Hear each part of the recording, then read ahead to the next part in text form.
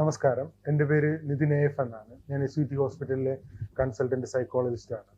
ഇന്ന് ഞാൻ നിങ്ങളോട് പറയാൻ ആഗ്രഹിക്കുന്ന വിഷയം, ഇപ്പോൾ സ്ത്രീധനവുമായിട്ട് ബന്ധപ്പെട്ട് ധാരാളം പ്രശ്നങ്ങളൊക്കെ വർദ്ധിച്ചു വരുന്ന കാലഘട്ടത്തിലാണ് നമ്മൾ ആയിരിക്കുന്നത്. ധാരാളം ആത്മഹത്യകളും പ്രശ്നങ്ങളും പീഡനങ്ങളും ഒക്കെ നമുക്ക് കാണാനായിട്ട് കഴിയും. അപ്പോൾ ഇതെല്ലാം തന്നെ വളരെ സേക്രഡ് ആയിട്ടുള്ള, വളരെ പവിത്രമായിട്ടുള്ള മാരേജിൻ്റെ കാര്യത്തിലാണ് എന്നുള്ളത് വളരെ സങ്കടകരമായ കാര്യം ആണ് എന്നുള്ളത് ഒരു വസ്തുതയാണ്. നമ്മുടെ സോഷ്യൽ ഇൻസ്റ്റിറ്റ്യൂഷൻ, സാമൂഹികമായ സ്ഥാപനങ്ങളിൽ വളരെ പ്രധാനപ്പെട്ട ഒന്നാണ് ഫാമിലി എന്ന് പറയുന്ന ഒരു സംഭവം.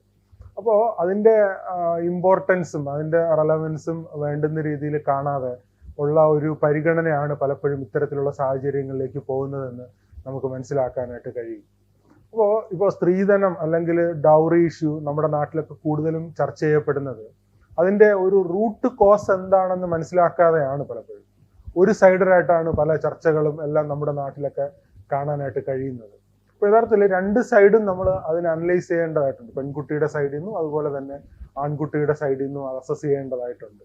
ഈ മാരേജിന്റെ പർപ്പസ് എന്താണെന്നുള്ളതാണ് ഏറ്റവും പ്രധാനപ്പെട്ട കാര്യം. അപ്പോൾ പലപ്പോഴും ഒരു അലയൻസിലേക്ക് അല്ലെങ്കിൽ ഒരു റിലേഷൻഷിപ്പിനകത്തേക്ക് പോകുമ്പോൾ അവർ പല ഇമ്മീഡിയറ്റ് ആയിട്ടുള്ള ഗ്രാറ്റിഫിക്കേഷൻ ബേസ് ചെയ്തിട്ടാണ് പലരും അങ്ങനത്തെ ഡിസിഷൻ മേക്കിംഗ് എടുക്കുന്നതായിട്ട് നമുക്ക് കാണാനായിട്ട് കഴിയും. അതിൻ്റെ ലോങ് ടേം ആയിട്ടുള്ള കോൺസിക്വൻസോ ഇമ്പാക്റ്റോ ഒന്നും അനലൈസ് ചെയ്യാതെയാണ് പലരും റിലേഷൻഷിപ്പുകളൊക്കെ സ്റ്റാർട്ട് ചെയ്യുന്നത്.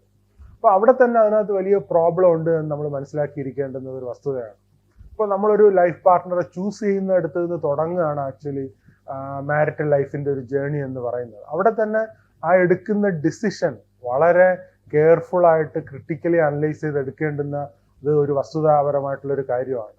അപ്പോൾ നമ്മൾ അതിനകത്ത് മനസ്സിലാക്കേണ്ടുന്ന ഏറ്റവും പ്രധാനപ്പെട്ട ഒരു കാര്യം എന്താണെന്ന് വെച്ചാൽ, നമ്മുടെ വാല്യൂസും ഇൻട്രസ്റ്റുമായിട്ട് ഒത്തുപോകുന്ന ആളാണോ മറുസൈഡിൽ നിൽക്കുന്ന ആളെന്ന് നമ്മൾ വിലയിരുത്തേണ്ടത് വളരെ അത്യാവശ്യമാണ്. ഇപ്പോൾ നമ്മുടെ വാല്യൂസ് അല്ല ഫോളോ ചെയ്യുന്നത്. അപ്പോൾ അതിനകത്ത് ആദ്യം വേണ്ടത് നമുക്ക് തന്നെ ഒരു വാല്യൂ വേണം, നമുക്കൊരു ക്യാരക്ടർ വേണം, നമുക്കൊരു ഐഡന്റിറ്റി വേണം. അപ്പോൾ നമ്മൾ വാല്യൂ ഇല്ലാത്ത ഒരാളാണ്, നമ്മൾ ലൈഫ് തോന്നിയ പോലെ ജീവിക്കുന്ന ഒരാളാണ്, ഓണസ്റ്റി ഇല്ല, ഇന്റഗ്രിറ്റി ഇല്ല, കമ്മിറ്റ്മെന്റ് ഇല്ല, സിൻസിയാരിറ്റി ഇല്ല. അപ്പൊ അങ്ങനെ ഒന്നും ഇല്ലാത്ത ഒരാളാണെങ്കിൽ നമുക്ക് തീർച്ചയായിട്ടും നമ്മുടെ മറുസൈഡിൽ നിന്ന് നമുക്ക് അങ്ങനെ എക്സ്പെക്ട് ചെയ്യാനായിട്ട് സാധിക്കില്ല, അല്ലെങ്കിൽ അത്തരത്തിലുള്ള ഒരാളെ നമുക്ക് ചൂസ് ചെയ്യാനായിട്ട് സാധിക്കില്ല. അപ്പോൾ ആദ്യം നമുക്കൊരു ക്യാരക്ടർ ഉള്ള, വാല്യൂ ഉള്ള ഒരാളാവുക എന്നുള്ളതാണ് ഏറ്റവും പ്രധാനപ്പെട്ട കാര്യം. എന്നിട്ട് നമ്മുടെ പാർട്ട്ണറിൽ അല്ലെങ്കിൽ നമ്മൾ പാർട്ട്ണർ ആവാൻ ആഗ്രഹിക്കുന്ന വ്യക്തിയിൽ അതുണ്ടോ എന്ന് പരിശോധിക്കുന്നതാണ് ഏറ്റവും പ്രധാനപ്പെട്ട കാര്യം. അങ്ങനെ ഉണ്ട് എങ്കിൽ, ആ വാല്യൂസ് ഒത്തുപോകുന്നതാണെങ്കിൽ മാത്രം നിങ്ങളുടെ റിലേഷൻഷിപ്പ് മുന്നോട്ട് കൊണ്ടുപോകുന്നതിന് വേണ്ടിയിട്ട് ശ്രമിക്കുക. അതുപോലെ തന്നെ ഇൻട്രസ്റ്റ്, നിങ്ങളുടെ താല്പര്യങ്ങളൊക്കെ തന്നെ ഒരുപോലെ ആണോ എന്നുള്ളത് മനസ്സിലാക്കുക. ഇപ്പോൾ പല റിലേഷൻഷിപ്പും നമ്മൾ മനസ്സിലാക്കുന്നത് പെട്ടെന്നൊരു ആന്റി സോഷ്യൽ ബിഹേവിയർ അല്ലെങ്കിൽ ഒരു ഈവിൾ ആയിട്ടുള്ളൊരു കാര്യം സംഭവിക്കുന്നതല്ല. ഇപ്പം മാരേജിൽ നിന്ന് പിന്മാറുന്നു അല്ലെങ്കിൽ കൂടുതൽ ഡിമാൻഡ് ചെയ്യുന്നു, അത്തരത്തിലുള്ള സാഹചര്യങ്ങളിലേക്ക് ഒരു വാക്വത്തിൽ നിന്ന് പെട്ടെന്ന് മുളച്ചു വരുന്നതായിരിക്കില്ല.